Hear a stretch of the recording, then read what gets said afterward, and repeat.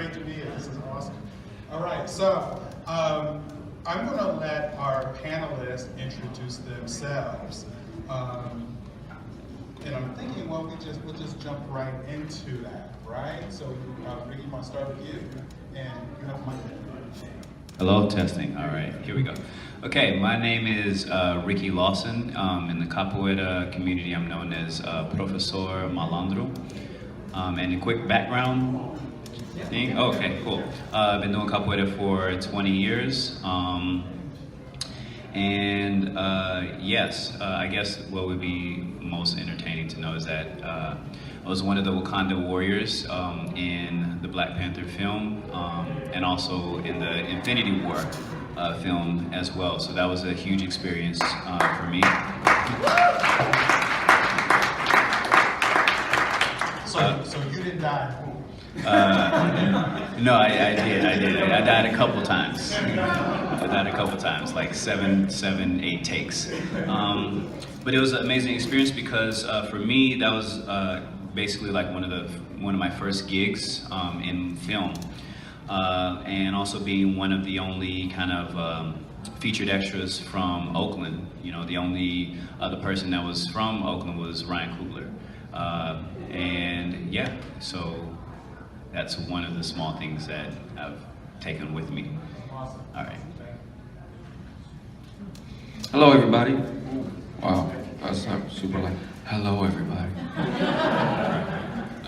My name is Damon Packwood. I'm the co-founder and executive director of a venture called Gameheads. We teach game design, development, and DevOps to young students of color. 75% of our students are African American and Latino. So we teach with a cultural perspective, which is, I've learned, is very unique in game design education. We work with students as young as 11, as old as 25. We're right here in Oakland. And yeah, happy to be here. My name is Thaddeus Howes. I am a science fiction writer.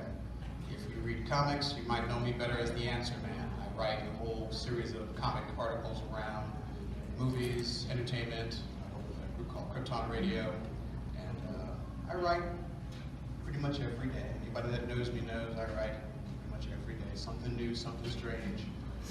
Always fun. I like having fun. I think that it's rare that as people of color we don't really get to be seen as geeks or entertaining ourselves in the same fashion. You know, when I show up anywhere, I tell people, hey, I'm just as invested in comics and movies as you are. Just because I don't show up, that doesn't mean I'm not aware of it. And you know, I love writing it. I write science fiction. I write a lot of science fiction, but I write some afro-futurism. But you know, all science fiction isn't afro-futurism, and all futurism isn't all science fiction. So, you know, I do a lot of stuff. I enjoy my work, and you can find me on the internet anywhere. 3,000 articles, give or take, all for the taking. All right, thank you, everyone. Really quickly, I just want to say this is my first time in Oakland, and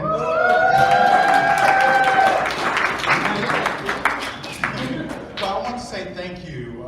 You all have been very welcoming, and this is, you know, Oakland has a very rich political and artistic history, among other things, musical as well. And I just want to say it's an honor to be here and meet so many people that I've only known of online. I wish I'm shouting you out right now, for example. It's just really an honor to be here. So I just wanted to say thank you before I jump into these questions. All right, so really quickly, as we're about to talk about Afrofuturism, I think it's really important to define the term that we're talking about, right? So I'm going to ask everyone in this panel to define or to how do you think about Afrofuturism? You don't necessarily have to have a definition, but how do you think about that? And I think that will set a framework for how we will address the questions following that. And anybody can jump in.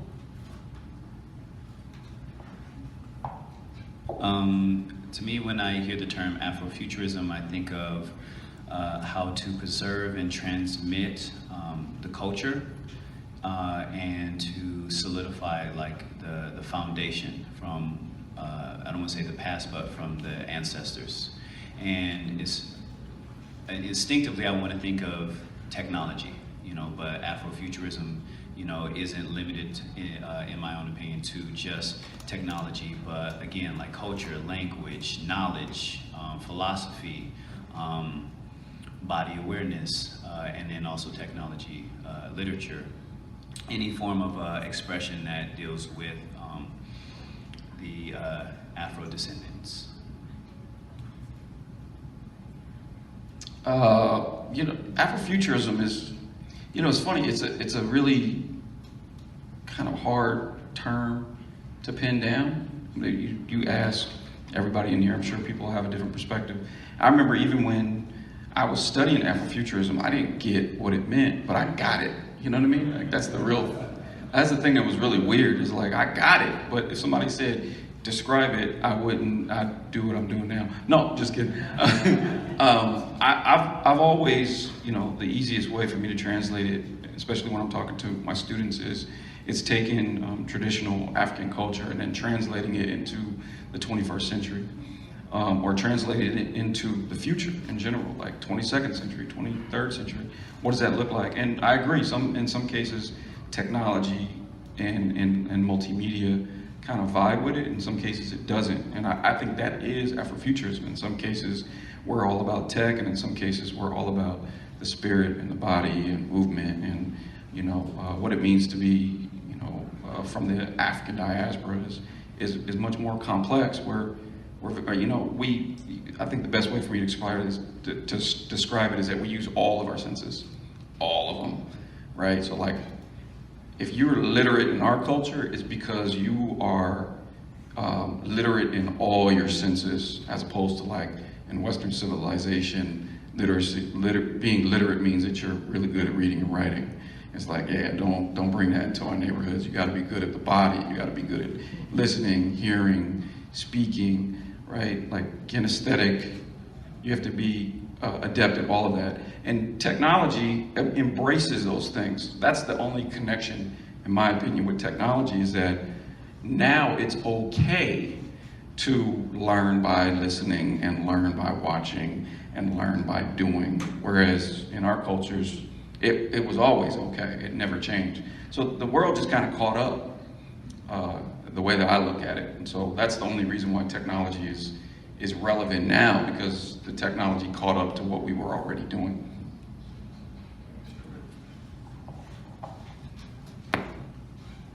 What is Afrofuturism? We are Afrofuturism. I am my ancestors' future. I am their wildest dreams. Everything that I have ever done, there was someone once upon a time who could not do those things. They were not allowed to. It was not a possibility. It was told to them that it would never be theirs. Today, I do things that some of the richest kings of the 14th and 15th century couldn't do. I can control energy, I can control light and darkness, I can see the future, I can transmit my thoughts across the room or across the world. I am Afrofuturism. All of us are the future. The secret of Afrofuturism isn't that it is secret and mysterious and that only some people get it and others don't. The secret of Afrofuturism is we are all from Africa. Every one of us, all of our DNA. Mitochondrial Eve is responsible for everyone in this room. We are Afrofuturism. We must decide what we want, how we want it, and then make it real. Just like the people who made it possible for us to get to this spot right now, today, sacrificed to get here. They had things in their lives they wanted to do and never did. Never let that be stopping you from doing the same. Go out, find what you want, make it real. That is Afrofuturism. All right, thank you everyone. So I'm thinking about this next question, and this is why I think we needed to get into how we think about Afrofuturism personally, right?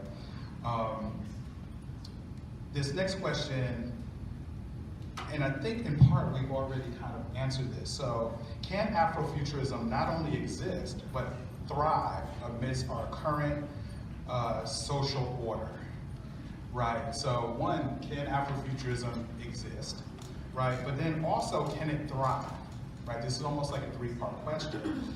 And then, can it thrive amidst our current social order? So I think some of the key terms in that is the current social order. How are we thinking about the current social order? How do we define that? And what does that actually mean, social order? What does that actually mean? Anybody want to jump in? Well, I had a moment to think about that. You need a Twix moment? So I could definitely address some of that, the way that I think about that, right? In this, so I always think about Afrofuturism as us defining our own future, taking hold of our imagery, for example, instead of always being in a position in where we have to respond to it.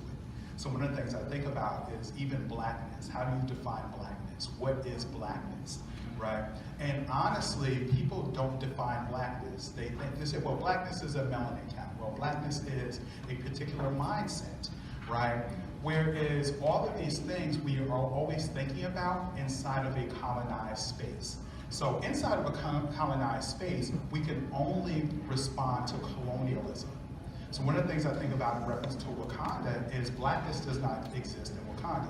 Now, Rick, you will definitely probably have a more nuanced way of thinking about this, right? But inside of Wakanda, there are Wakandans. They're not black, they're Wakandans. So inside of our own utopian space, not a necessary space of peace, but utopian meaning we can go, there's a place we can go to go work our stuff at, right? Our Wakandas sometimes are Big Mama's kitchen table, right? Might be the living room floor where many of us got our hair did, you know, right? Those types of things become utopian spaces where we go work our stuff out.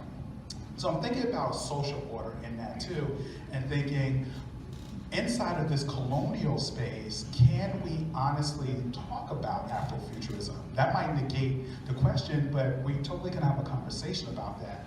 What does social order mean, right? It's almost like I said, a three-part question. And these are just some of the things that I thought about, right? I'm not saying that you all have to think about this. I would love for us to get into a nuanced debate even too. But let me ask that again. So one, can Afrofuturism exist? Can it thrive? And then if so, how does it thrive inside of our current social order?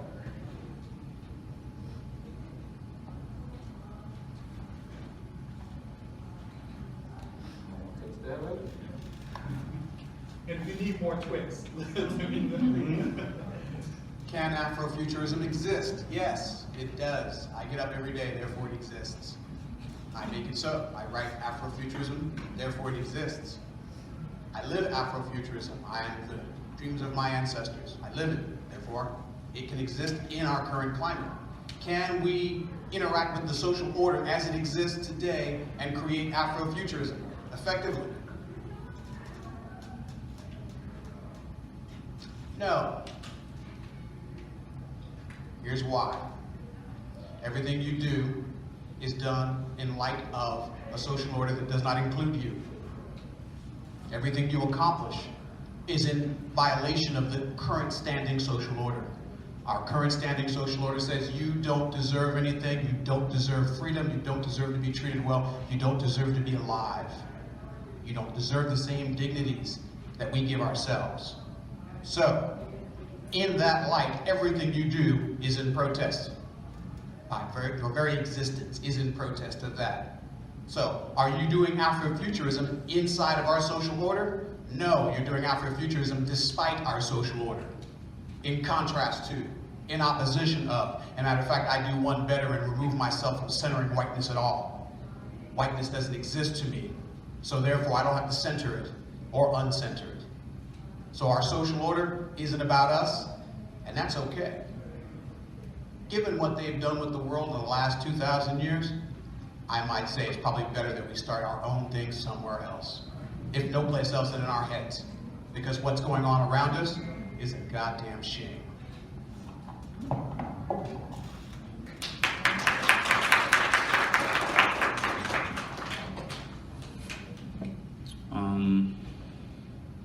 Yeah, it's hard to follow up that.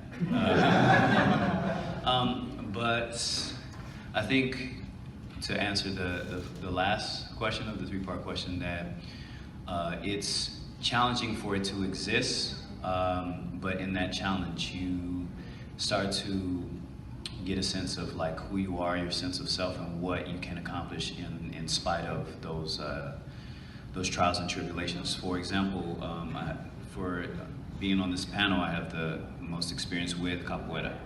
The history of capoeira comes from Africans being enslaved in Brazil.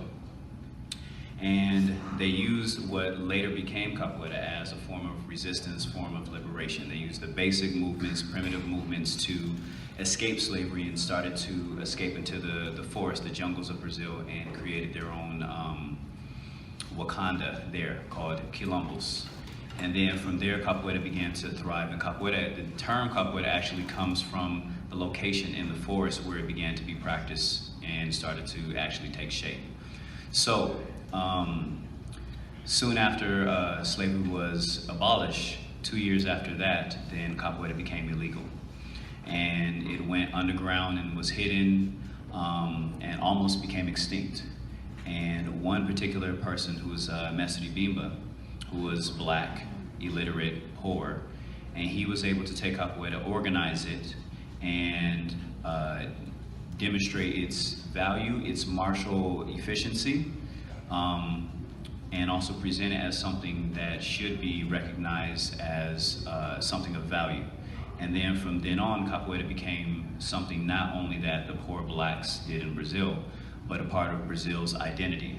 So in a way, with the example of Mestre Bimba, that was Afrofuturism, preserving something of his ancestors, putting his own modern take on it and helping it, go into the future. So with capoeira, and I use that example, that it is possible, but it is going to be a challenge for it to exist because, again, like was pointed out earlier, you have to challenge. You're going to be challenging the norms. You're going to be challenging the already established foundations and fighting against that. And when people, there's a certain example of that. If your car breaks down and you stand on the side of the road and you stick your thumb out, there's going to be a lot of people that pass you up. But if you start to push your car towards the gas station, other people will stop, get out of there. They're more likely to stop and help you out. So when people see that you're moving, when people see that you're fighting, that you're struggling, that you're doing something on your own towards a specific goal, then they're more inclined to rally to your cause. When it's just like, you're just sitting there kind of complaining, oh, well, it's me, and then this doesn't go right, or everything is against me, or all these people are against me and nothing goes my way, then people tend to turn off from that. So it is possible, but not without hard work, struggle, and sacrifice.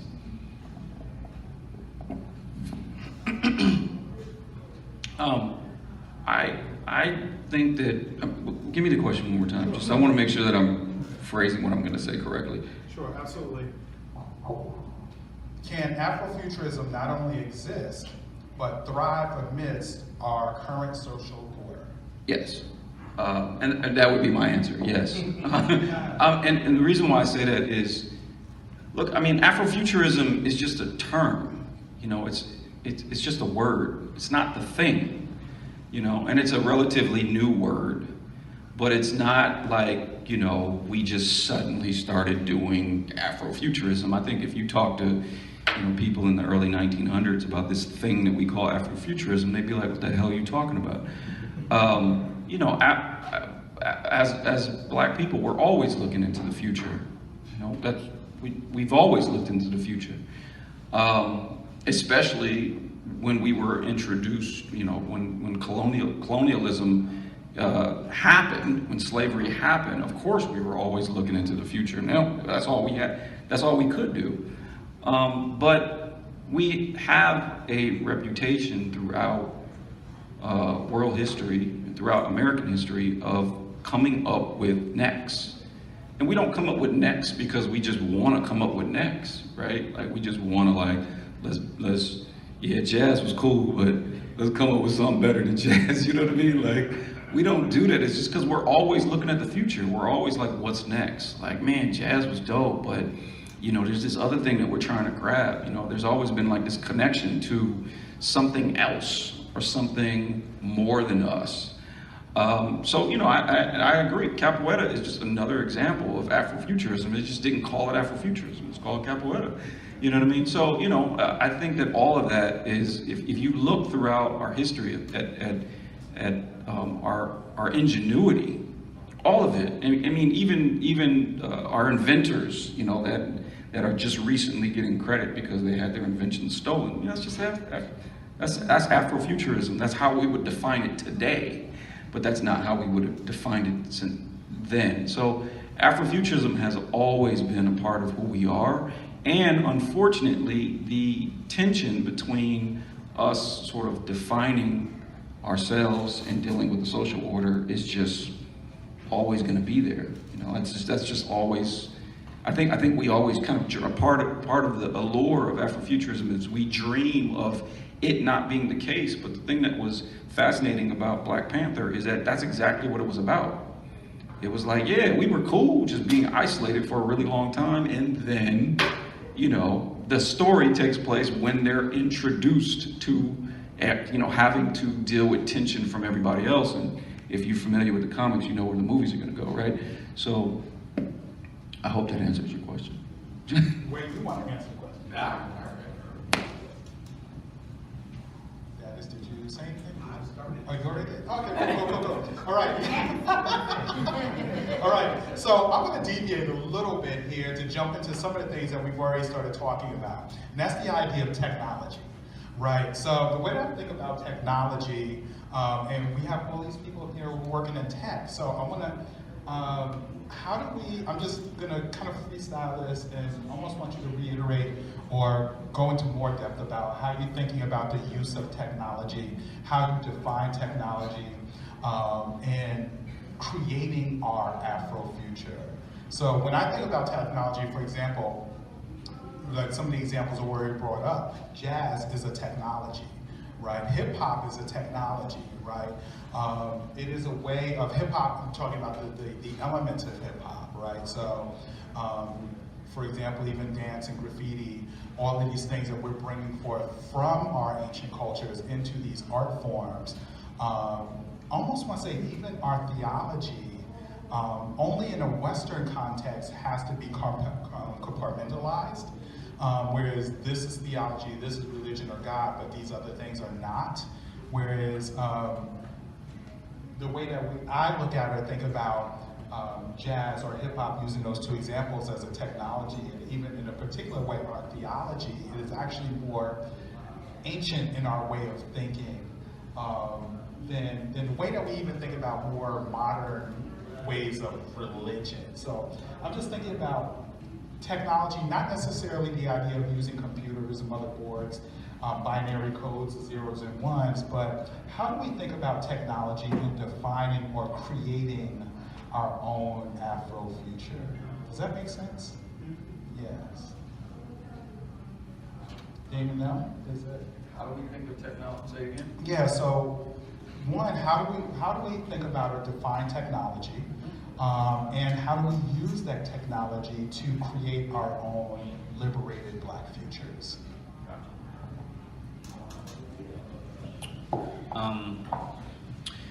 Is a lot of parallels with the various African manifestations. For example, hip hop and capoeira.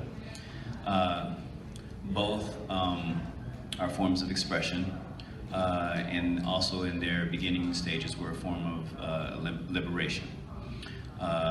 And also in many ways a form of to resolve conflict, you know. Instead of fighting the guys, you would dance battle, you know. But you know, the other crews, you know, whoever had the baddest crew with the baddest moves. And you know, in the cipher, you know, you make a circle and then, you know, the two people have it out, you know, there. So I'm just trying to put all those parallels with, you know, technology of hip hop and also technology of capoeira. And I feel like technology is something that not so much is invented, but is used to better the life of the individual and also other people. So the spirituality that was mentioned with capoeira, it looks like a dance because there's a lot of rhythmic movement, but that that rhythmic movement, kind of, as I said earlier in our performance, is ancestral movement, and it's to the rhythm because those vibrations start to create energy, and that energy connects you to something of the past, something greater than yourself. So it's not that you're moving, it's that you are being moved. The more you're able to connect with the rhythm, with the songs, and also with that, it helps you to have that moment of not nothingness, but you not lose thought, but you start to just kind of, there's a term that I'm looking for. Mind without mind. That one. Yeah. You know, you start to move and you're not even thinking about your movements. You're just in the moment. So that's a form of spirituality. When I teach capoeira and there's a new student that always comes in, I say, what is it that you want to get from this art form? Because there's so many different parts to it. There's the history, there's the music, there's the physical aspect, there's the spirituality. And everyone has something different depending on their personality, but they all get something that they didn't expect in the beginning. So that is how I feel like I'm using capoeira as a form of technology to better the livelihood and bring awareness to that person, either to their past or to themselves. And that usually is the biggest success, when someone becomes more aware of themselves and how to connect their mind and body. As, what was the term again? Mushin. Mushin, that's it.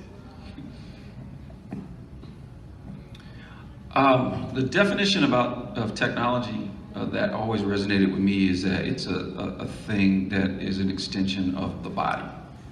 And so in that regard, a pair of glasses could be considered technology. It's whatever is extending your physical body. The reason why tech has always been fascinating to me, like, I'm not necessarily a technologist. I'm not like, you know, a Google employee, you know what I mean? But the reason, no disrespect to Google, right? The reason that technology has always been fascinating for me with regards to indigenous folks is because I remember when I went and got my graduate degree, I was in an interactive media program, and you know, you're learning about tech, and literally everything that was being taught was taught from like this sort of Eurocentric perspective. Like, just everything that we read was like, look at what all these white people did in technology, and all this code that they created, all these things that they did, and every book that we read was written by white people. Like, you know, which is no disrespect. It's some amazing stuff that they've done. I was just like, I'm just not feeling the perspective. There's just something that felt like it was missing to me. And I remember I was bored, and I was reading this interview by Marshall McLuhan in Playboy magazine, of all places. And he was breaking down, he was talking about technology in like the 1960s, and he was saying how the world was basically catching up to African Americans and Native Americans, because this is where the whole, you know, what I brought up earlier is just, in these particular cultures, they use all of their senses to learn, and in Western civilization, or what he called the Western man, right? They only do sit down, shut up, read, write, don't copy, that sort of thing.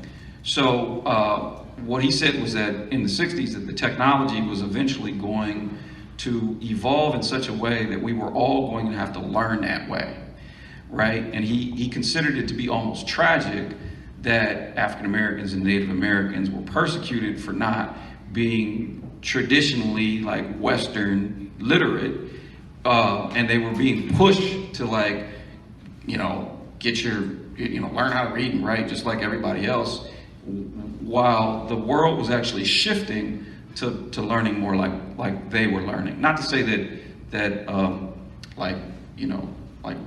white people never learned that way. When their cultures were tribal, they learned the same way.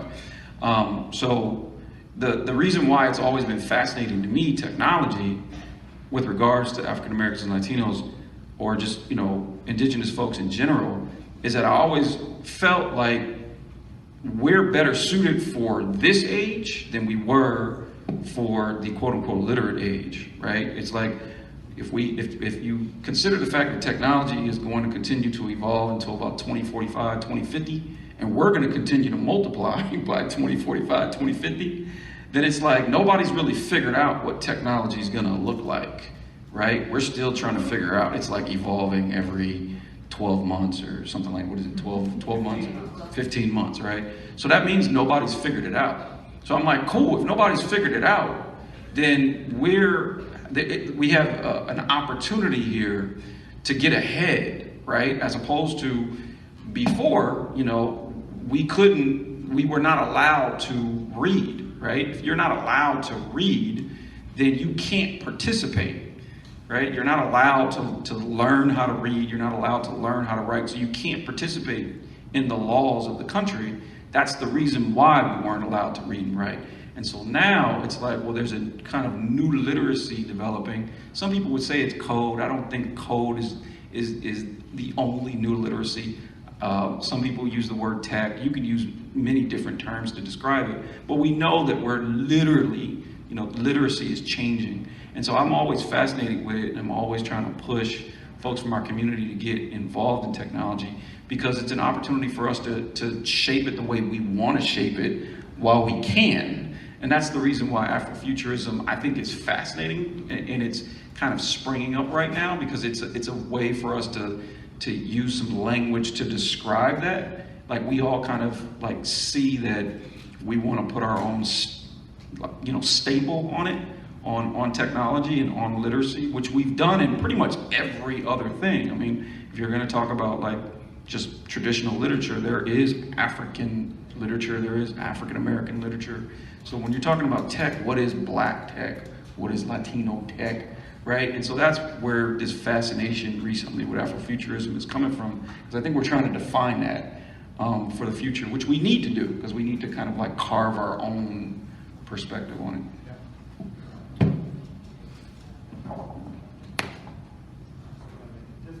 No, All right, let's see if I can follow up. The greatest technology in the world weighs about 10 pounds. It's protected by a bony outer skeleton. It's housed inside of every single living, intelligent human being on Earth. That first technology is your brain. Without your brain, no other technologies are possible. The second best technology is the hands that connect to the brain. Because from the brain, the thought, the abstract thing, we now create with our hands the manifestation of our thought. Our minds are a technology. Literally, how you think defines what you do, where you live, how you do what you do. Culture is a technology. It is how our groups passed information from generation to generation. Culture is that thing that binds you to your ancestors. The way you thought, the way you lived, the way you ate, what you did, how you did it. Culture is a technology. Anything you make, anything from the realm of logos, anything that is an idea, any abstract thought, taken to a conclusion is technology. Computers, the modern technology of computers, literally says, I take nothing and I create something. But the only way that works is through the black box of your brain. You have to use technology. You have to bind your cultural ideas, your social ideas, your mechanical ideas to solve problems that will create software that will change the world. That is literally making something from nothing. Your thoughts are your first best technology.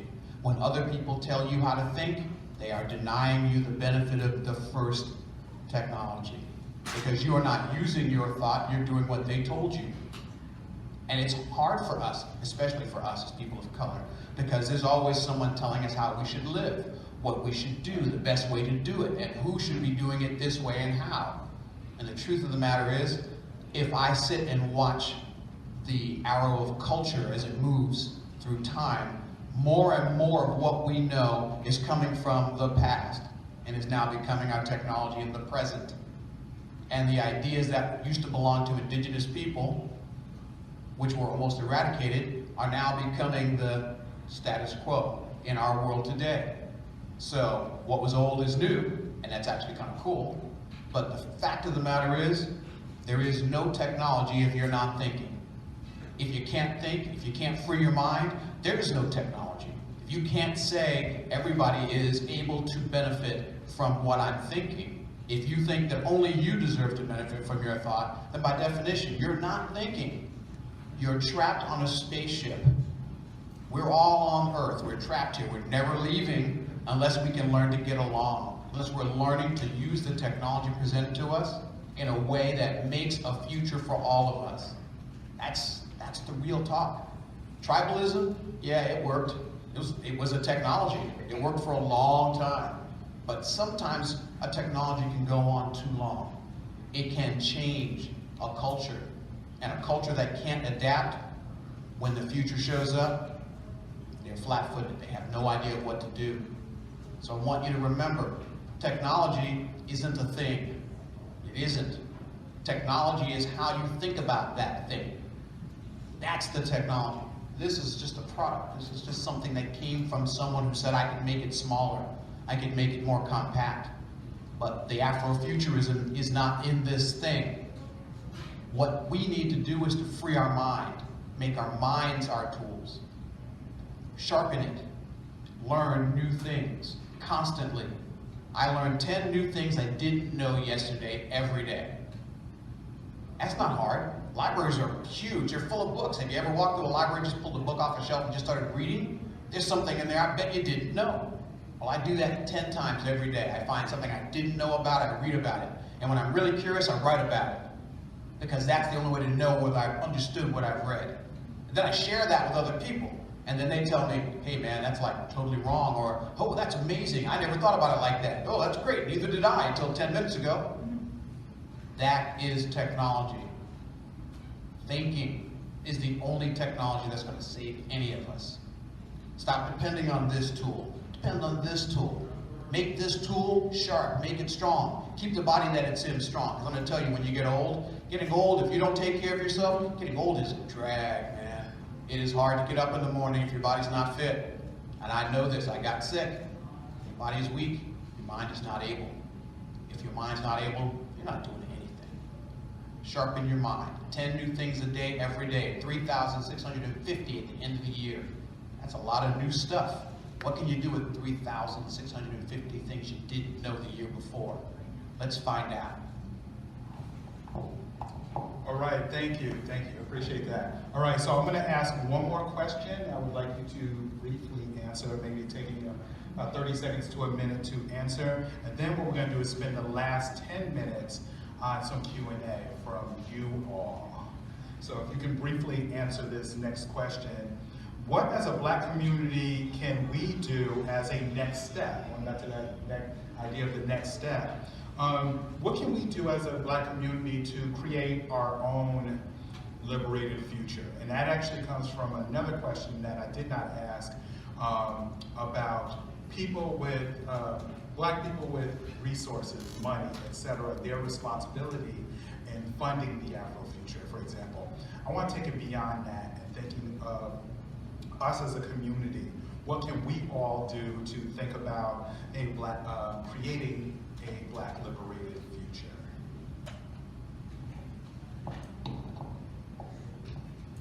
I'm gonna try and keep it short. Thank you. No.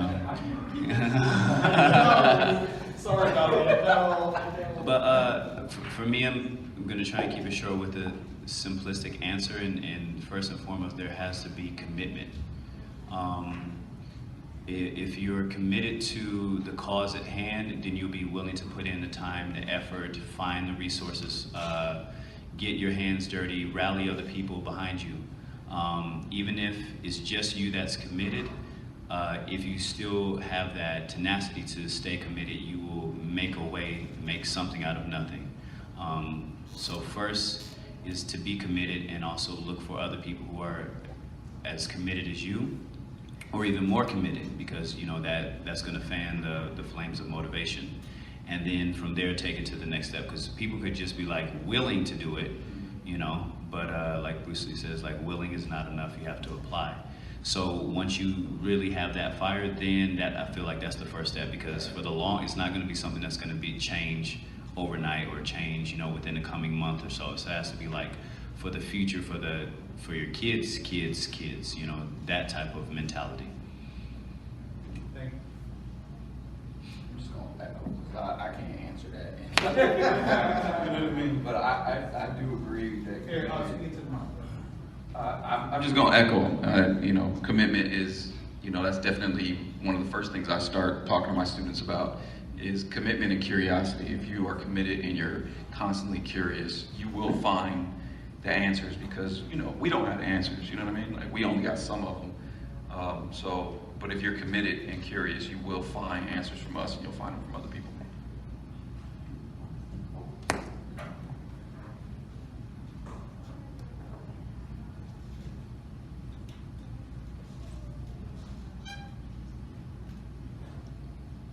Commitment. Actually, we're doing it.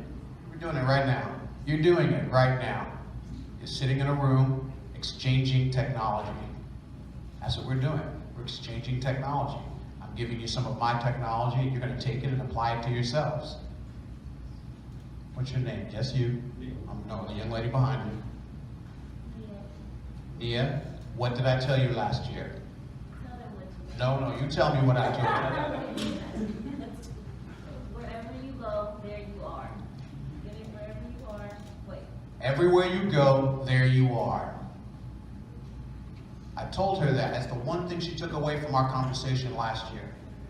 The technology is not the thing. The place is not the thing. This is the thing. The commitment, the heart, the drive, the motivation. That's the thing. That's what makes everything possible. Without that, nothing matters. We are committed to this. We are here. You came. You had stuff to do, all of you, but you're here. That's the secret. That's the Afrofuturism you want. That's how you make it. By getting together, coming together, talking about stuff, exchanging technology. That's the answer. All right, thank you. So we're about 2 minutes over on that, but I still want to give 10 minutes to Q&A. So you're on.